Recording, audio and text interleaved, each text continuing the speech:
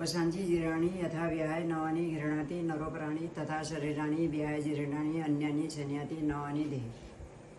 जैसे मनुज जीर्ण वस्त्र तज कर परिधान नूतन तन पे सजाए, वैसे ही आत्मा तज व्यर्थ काया नए शरीरों में घर बनाए, भौतिक शरीरों में घर बनाए।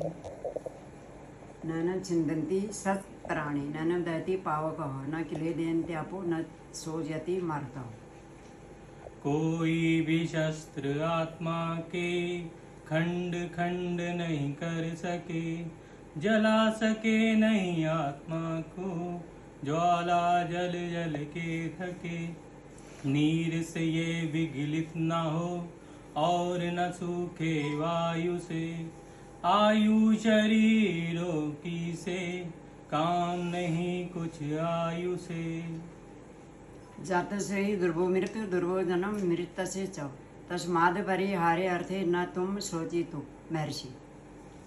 जन्मे की मृत्यु निश्चित है पुनरागमन, करणीय कृत करने में शोक करो मत धीर जन।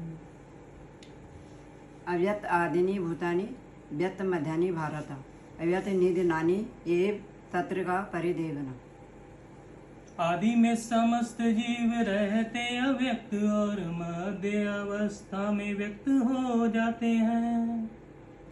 अंत में भी नष्ट होना सबका प्रारब्ध, कभी हुए नहीं व्यक्त कुछ ऐसे खो जाते हैं।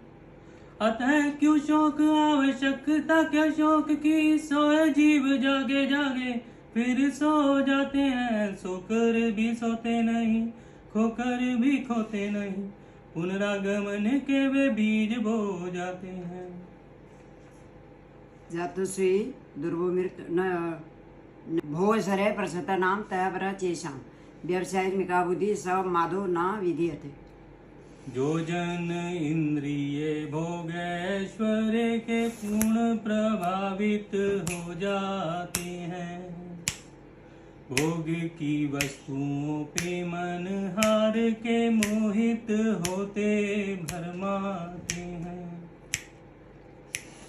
उनके मनों में ईश्वर भक्ति के, उनके मनों में ईश्वर भक्ति के दृढ़ निश्चय न ठहर पाते हैं। कुछ न समझते वे उन्हें आगम निगम सभी नित्य समझाते हैं। कुछ न समझते वे उन्हें आगम निगम सभी नित्य समझाते हैं। कर्मण्येव अधिकारस्ते मा फलेषु कदाचन मा कर्मफल हेतुर्भूर्माते संगोतो वा कर्मणि। कर्म करने का अधिकार है अवश्य तुम, किंतु अधिकारी नहीं तुम कर्म फल के। कारण स्वयं को न जानो कर्म फल का, कि कर्म फल हाथ में प्रारब्ध प्रबल के। कर्म के न करने में रखो न आसक्ति, बिन कर्म किए कुछ न मिलेगा आगे चल के। बोया बीज पल्लवित पुष्पित फलित होता, एक दिन वृक्ष के स्वरूप में ढल के। यदा ते मोहकलिलं बुद्धिवती तरिष्यति तदा घंतासि निर्वेदं सर्वस्य सर्वतस्य च। जब बुद्धि तुम्हारी मोह का सघन अरण्य पार कर जाएगी, तब बिन प्रयत्न ही जीवन में निष्काम अवस्था आएगी। तुम सुने व सुनने योग्य के प्रति हो जाओगे अन्य मनस्क सके, फिर व्यर्थ सोचना तो के बोझ रह जाएंगे तुमसे दूर रखे। दुखेषु अनुद्वन्मना सुखेषु विगतस्परा भीतिराभय क्रोधा स्थिति धीर मुनि रुचते। दैहिक दैविक भौतिक तीन ताप दुखदायक, इनका आक्रमण सह के जो न डगमगाए रे।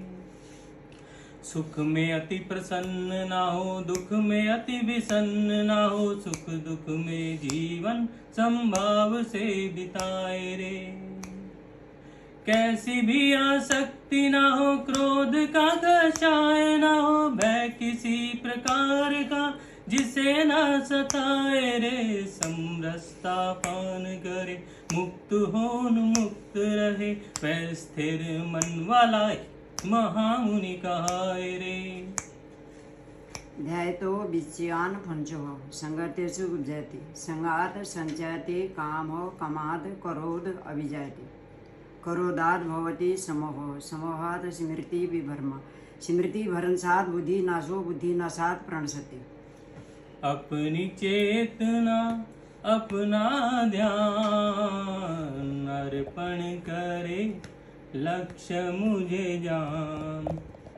उसके ज्ञान में परम विशुद्धि वास्तव में है वही स्थिर बुद्धि। इंद्रिय विषयों का पथ जो गहे, वह आसक्त उन्हीं में रहे। वह आसक्ति काम भड़काए, जागे काम तो क्रोध बढ़ाए। क्रोध से मोह भट जगे, मोह से स्मरण शक्ति भ्रम ठगे। स्मरण शक्ति पर मनुज की जब भ्रम तम छा जाए, नाता रहे न ज्ञान से, बुद्धि समूल नशाए। बुद्धि नष्ट जब हो, मार्ग कोई सूझे नहीं, बचा सके नहीं कोई, पढ़ने से भवकूप में।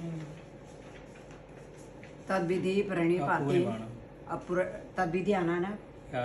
अच्छा, अपूर्यमाणम अचल प्रतिष्ठम समुद्र मापो परिवेशन्ति यदवत्, तद्वत् कामो यम परिवेशन्ति सर्वे, सौ शांति मापनोति न काम कामी। जो पुरुष सिंधु में अविरल नदियों के प्रवेश कर जाने पर विचलित नहीं होते, इच्छाओं की प्रबल बाढ़ के आने पर वही शांति प्राप्त कर सकता है, वही स्थिर हो समय बिताता है। वह नहीं कि इच्छाओं की तुष्टि को जो अतिष्ठ हो जाता है।